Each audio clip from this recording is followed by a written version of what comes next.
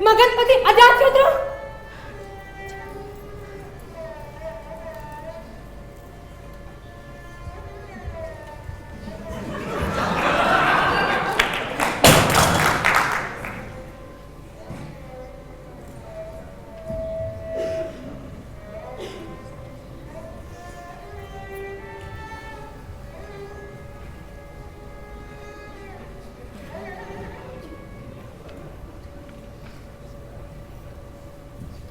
भद्रम्बे, मगधपति की आज्ञा। मगधपति मत कहो राजनर्तकी।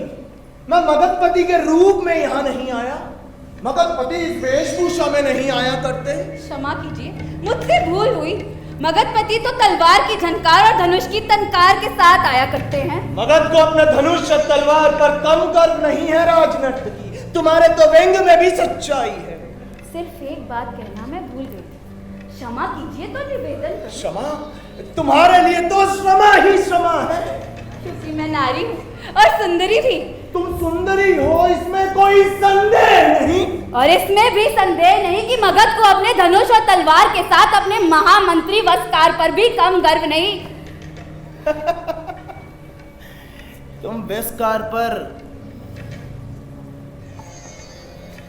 कुपित हो लो राजनर्तकी, लेकिन मंत्री वही है जो विजय का पथ प्रशस्त करे, चाहे जिस घृणित उपाय से हो। विजय का पथ हमेशा ही कीचड़ से भरा रक्त से सना होता है। जो जीवन गंदगी और रक्त से डरे, उसे सिर से मुकुट उतारकर हाथ में भिक्षा पात्र ले लेना चाहिए। भगवान बुद्ध ने भी मगधपति को यही शिक्षा दी थी। क्यों? भगवान ने तो कुछ दूसरी शिक्षा दी, किंतु एक छोटी सी तस्वीर ने सारा किया कराया बंटाधार कर दिया राजनर्तकी। देखोगी वो चित्र? कैसा चित्र? ये है वो चित्र। मैं?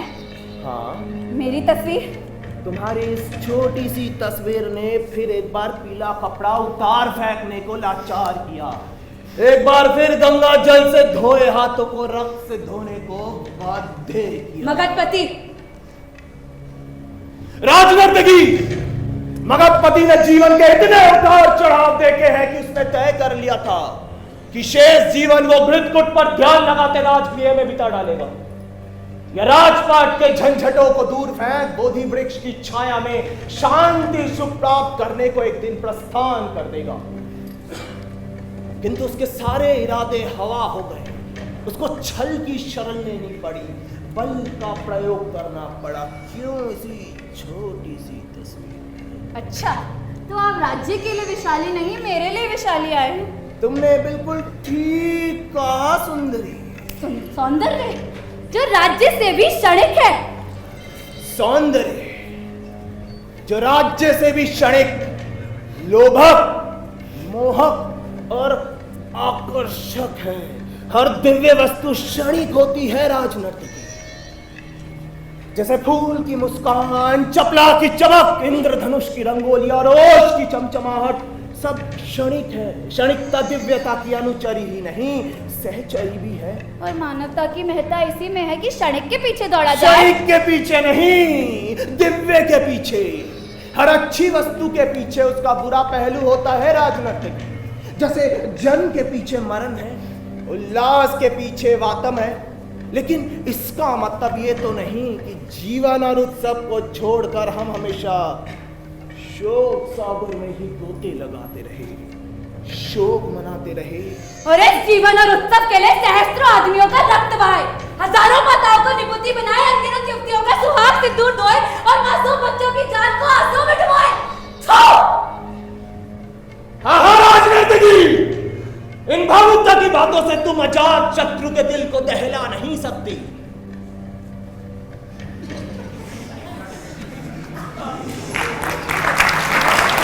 ऐसा करके तुमने उसके दिल में कोई राक्षसी को खरीद कर बाहर निकालती हो जिसे वो बहुत मुश्किल से सुलझा पाता है। मगधपति आसन ग्रहण करे। मुझसे बैठा नहीं जाएगा सुंदरी। सुंदरी कहकर आप मेरा अपमान नहीं कर सकते। हाँ, समझा समझा। सुंदरी का आग्रह कोई कैसे टाल सकता है। अच्छा आओ, बैठे सुंदरी, बैठो सुंदरी। नारी सिर्फ सुंदरी हो सकती है? हाँ, जो सुंदर नहीं वो नारी नहीं, ठीक उसी तरह जो वीर नहीं वो मर्द नहीं। नारी वीर भी हो सकती है। और मर्द सुंदर भी हो सकते हैं। लेकिन इन दोनों को तो प्राकृतिक गड़बड़ झाला ही समझो सुंदरी। मैं कुरूप हूँ, यही देख रही हो ना? और इसके पीछे की नीयत भी। तुम मुख मुद्रा पढ़ सकती हो। आप शस्त्र चला सकते हैं। तुम जैसी राज नर्तकी पाकर कोई राज्यसभा धन्य हो सकती है। आप यूं मेरा अपमान नहीं कर सकते। मैं तुम्हें सम्मान देने आया हूँ। विशाली विजेता आज वहां की राज नर्तकी अम्बपाली से परी के भिक्षा मांगने आए थे। क्या यही ना कहना चाहते थे? तुम कितनी बुद्धिमान हो। मगधपति, अम्बपाली प्रशंसा की भूखी नहीं है। प्रशंसा वो भी विशाली विजेता के मुंह से। ऐसी प्रशंसा को वो लानत समझती है। घोंसले को उजाड़ने वाले बहेलिया के मुंह से चिड़िया चुमकार सुनना पसंद नहीं करती। हाँ, पहले पंख फड़फड़ाती है, चोंच और चंगुल चलाती है, और पीछे पालतू बनकर हाथ पर खेलती है, कंधे पर फुदकती है, और सिर पर घोंसला बनाती है। क्यों? कोई ऐसी चिड़िया भी हो सकती है जो पंख पटक कर मर जाना पसंद करेगी, लेकिन किसी बहेलिए का हाथ का एहसान न लेगी। और ऐसी चिड़िया आज तक देखी नहीं गई। मगधपति आदमी सिर्फ चिड़िया नहीं है। मगधपति भी साधारण आदमी नहीं है। अम्बपाली भी साधारण नारी नहीं है। सुंदरी, आप क्या चाह रहे हैं मगधपति? मैं क्या चाहता हूँ इसे कहने की आवश्यकता रह गई तो सुनो। अम्बपाली विशाली विजेता की राज नर्तकी बनेगी। उसे राजगृह चलने का निमंत्रण देने आया हूँ। और अगर वो ना जाए? अजात शत्रु अगर मगर नहीं जानता। उन्हें जानने को लाचार होना पड़ेगा। क्या कहा? मैंने कहा मगधपति को सोचना पड़ेगा कि अम्बपाली मगध जाने को राजी ना हुई तो वो क्या करेंगे। तुम नहीं जाती? जरा अपनी भवे सीधी कीजिए मगधपति, ये हम नारियों का ही श्रृंगार है। संभल कर बोलो राजनर्तकी, तुम जानती हो तुम किसके सामने बोल रही हो? उसी के सामने जो मुझसे प्रणय की भिक्षा मांगने आया था। भिखारी को घमंड नहीं शोभता।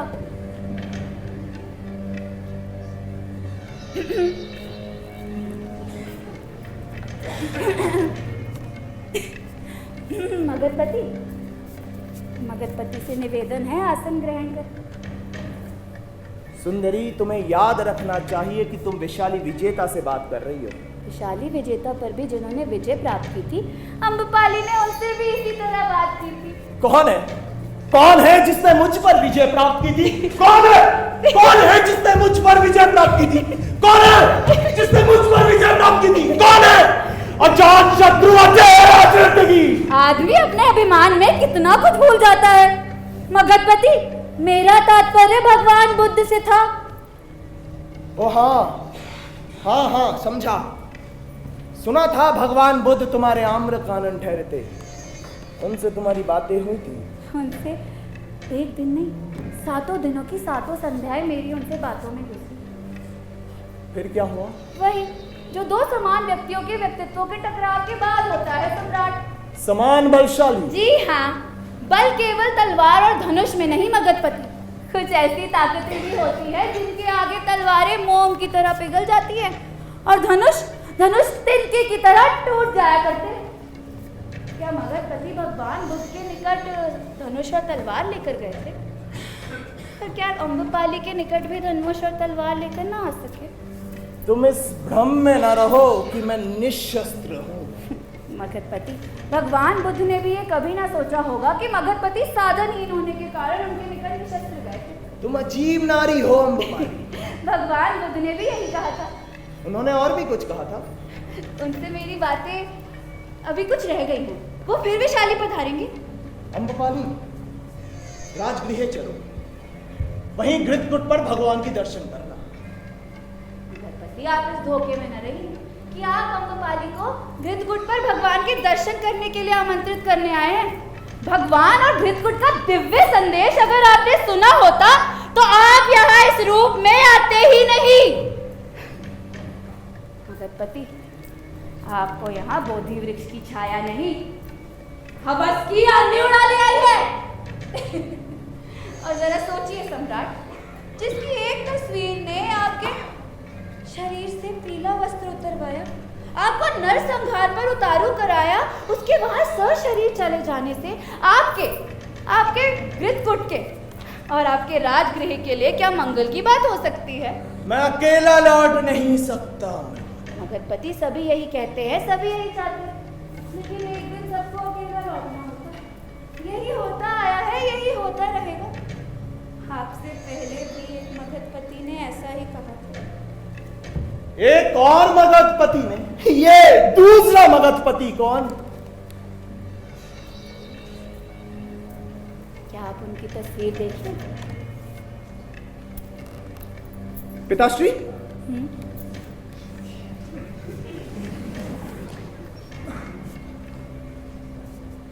ये तस्वीर तुम्हें कहां से मिली? आपको वो तस्वीर कहां से मिली? मगधपति घबराइए नहीं, राज नर्तकी के द्वार तो सभी के लिए खुले हैं। हम यूं ही अचानक एक दिन मिलते हैं, और यदि हमने सही मार्ग पकड़ा तो हम सब एक दिन साथ होंगे अनंत काल तक के लिए। सवाल केवल क्षणिक और अनंत के बीच के चुनाव का है सम्राट। तुमने मुझे पराजित कर दिया आम्रपाली। मैं आज ही राजगृह वापस चला जाता। वैशाली विजेता ने अम्बपाली को ये श्रेय दिया, ये उनकी कृपा है। अजातशत्रु के हृदय में दया, कृपा, कृतज्ञता आदि कोमल भावनाएं नहीं है राजनर्तकी। वो सिर्फ जय जानता है और अपनी पराजय को जय मानने की शूद्रता इसमें नहीं है। अजातशत्रु पुनराएगा राजनर्तकी आम्रपाली और अपने साथ आइएगा, लेकिन वस्कार को मत लाइएगा। अजातशत्रु पुनराएगा।